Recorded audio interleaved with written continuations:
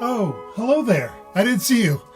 I heard that there's 3 channels in this cardmunity asking for some VRs, so we're going to get into it. We got a VR for Dan at Old Sarge Collects, Scott from Reindeer Studios, and John from Wade Boggs Fan.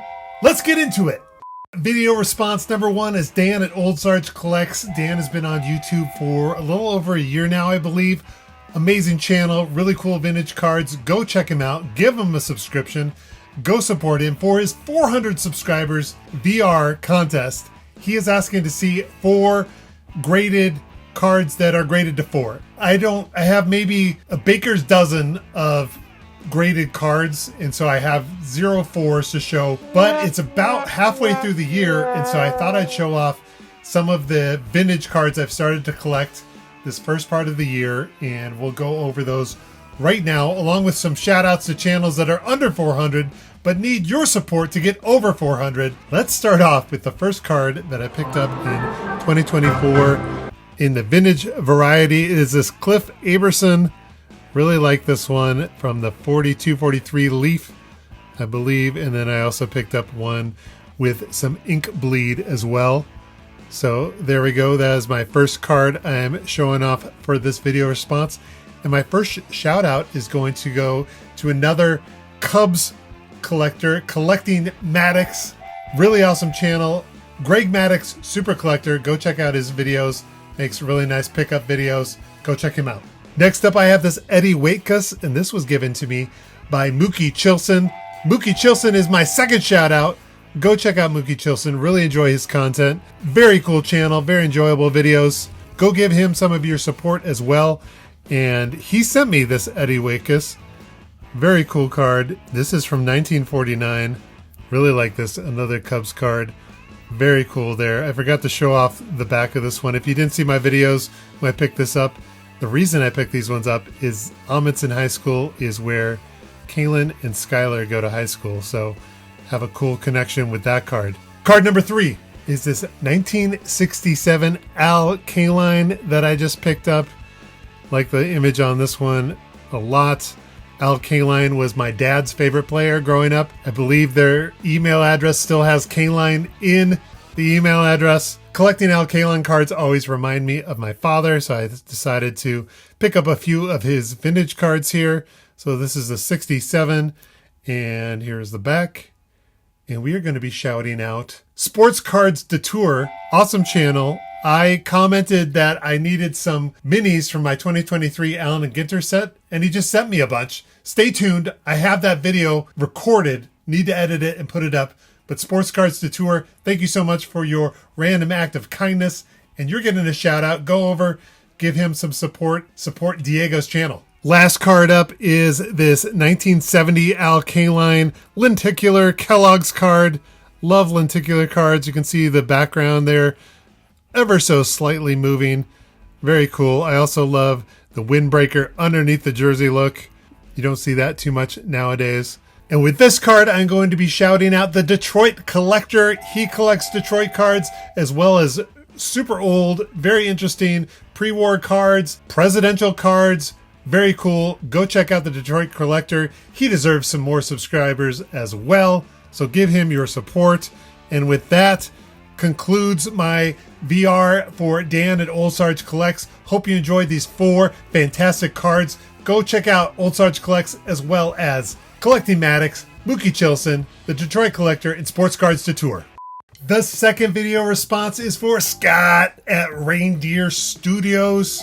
Scott hit 5 years on YouTube and over 1,500 subscribers, and so wanted to support Scott. He's like a patron of our channel, sends us so many Sportsflix packs to open. I feel honored that he's my best friend. Pretty special dude. I have some cards to show off, but I wanted to also show off this book called Winning Ugly, a visual history of the most bizarre baseball uniforms ever worn, because Scott is asking to see your favorite uniform. And so we're going to get there, but I'm going to highlight, do a little bit of a book report, show you a little bit of this book. And first off, let's look at this picture of this Indians jersey from 1975. Check that out. This is kind of a, wink and a nod, tongue-in-cheek book. It's not literal. Not gonna work here anymore anyway.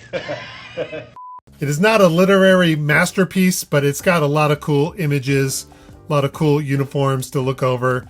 I believe my brother Andy at Flying Dutchman Cards got this for me, so pretty cool. And I wanted to read this line. So in 1975, of note was the tribe's new red alternative jersey, which had been paired with red pants the following year, causing Boog Powell to liken himself to a massive blood clot. I thought that was a great analogy for that uniform. And then check out this Cubs uni on there. I do like this Cubs patch a lot. The Chicago Cubs, however, decided to make every road game one big pajama party with these togs, which were worn from 1978 to 81. I don't mind that look. I kind of like those powdered blues.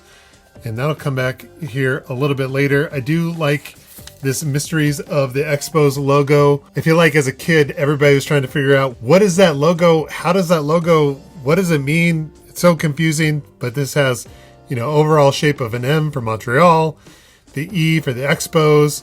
Is this an L? Nobody knows. EB is for Expos de Baseball in French. It's got a mod style. B stands for baseball. Italicized for forward movement. So like that little thing there as well. Something I really like on uniforms, racing stripes, especially the New York Mets racing stripes from the 86, the 80s, but definitely the 86 World Championship team. Why? Because growing up, Darryl Strawberry was my most favorite player. And to highlight that, I got something that my brother actually just sent me as well. Check this out. Starting lineup, Darryl Strawberry. He's got the racing stripes on his card as well as his figurine. They didn't do the pinstripes, but the racing stripes are pretty sweet on this one. And I just loved the orange-blue combo. Usually if I'm designing something or making something, I've got some type of orange-blue combination in it. And so just a classic uniform. Also have another card to show off. I just got this in the mail the other day. Check this out. I'll take this plastic off so we can see it. It is 8 out of 50 Glory Days Darryl Strawberry card. Check out that chunk of patch. I don't know if that's a patch or it's an actual racing stripe. You can see a little bit of the corner of the patch there. 1983 to 1989 New York's Mets baseball card. This one came in a screw down, so I'll probably just keep it in a screw down. But pretty cool from Upper Deck back in 2008, legendary cuts. So that is kind of my honorable mention. Before we get on to my favorite uniform of all time, we're going to go to what I consider the worst uniform of all time. And that is, it's not this Angels one. It is this Mercury Mets from a Turn Ahead the Clock promotion that everybody did 1998. When they did this promotion of Turn Ahead the Clock. So this was definitely the worst Turn Ahead the Clock. The design is disgusting. It's black. It's all kind of not centered. There's the Mercury symbol putting a shadow on what I believe is Mercury, but it looks kind of like some clip art moon or something. Makes no sense. It's supposed to look like metallic-y and future-y. This wasn't a good design in 1998. It's not a good design in 2024. I really hate this uniform. It's really gross. Mercury Mets doesn't make any sense. Why don't they just do Mars Mets if they're going to go extra planetary? Mercury is like an awful place to be. But maybe like Mets fans this season. Joke. Anyway, that's my least favorite jersey. They don't actually have my favorite jersey in here, but it is in the cover. And drum roll, my favorite jersey is this 1970s, 1980s Philadelphia Phillies jersey. Now, why is that? Well, I did spend 2 years in Philadelphia after high school. And so Philadelphia has a place near and dear to my heart. I met my wife there. I also got married there. And so I'm always going to have a soft spot for Philadelphia. I had a short period of time where I wanted to buy a baseball uniform, and that was the one I was going to buy, just because I feel like there's so much nostalgia tied to that uniform. That uniform screams 70s, 80s baseball. I love the P logo. There's some of the jerseys that have the baseball script in it, as well as some that don't. I'll show those on the screen here. Powdered blue with maroon color combination. I just like it. Some people might not like it, but I feel like maroon and powdered blue is kind of a secondary color scheme, but it works really well together. So there we go. That's my favorite baseball uniform of all time. And I have a card that I just won from massive Phillies collector, RJ Collects, set this Mike Schmidt, and he is wearing the powder blue. These were the road uniforms for the Phillies. Really like this one. Near mint 8. RJ, thank you so much for this card. That same video that I mentioned earlier, I'm going to show unboxing this card with Kaylin. Stay tuned. Wanted to show this card off of my favorite uniform of all time. Maybe a surprise to some people. Who knew? Andy knew. And if I can find it, here is a t-shirt that I have that was been made into a t-shirt blanket that confirms that I did like this uniform.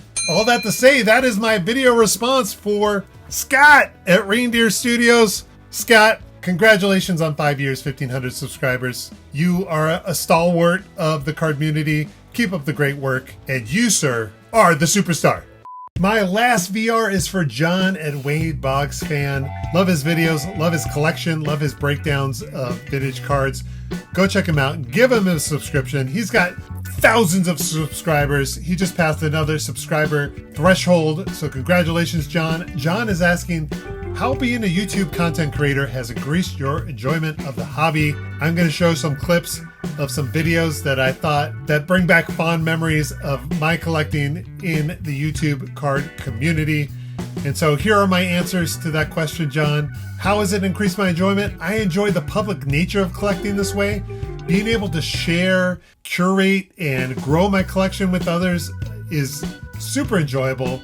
Instead of it just being by myself, I don't feel like I would have the same amount of enjoyment if I was just doing this by myself. I enjoy the creative aspect of recording, editing, and sharing these videos.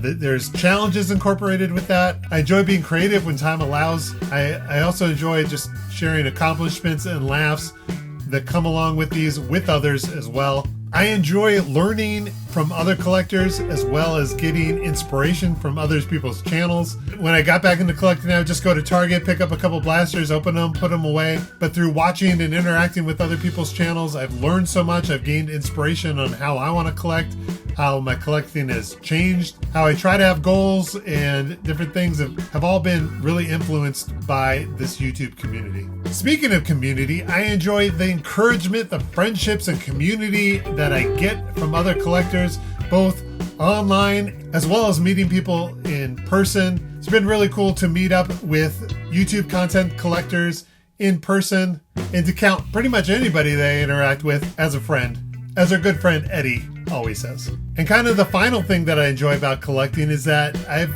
been able to connect with my family through this endeavor. I've been able to reconnect with my brother a lot through collecting, and that has been super awesome. I feel like we communicate now a lot more than we did in the past. Just because we live so far apart, it's helped us to have something in common to talk about and to share and to connect on.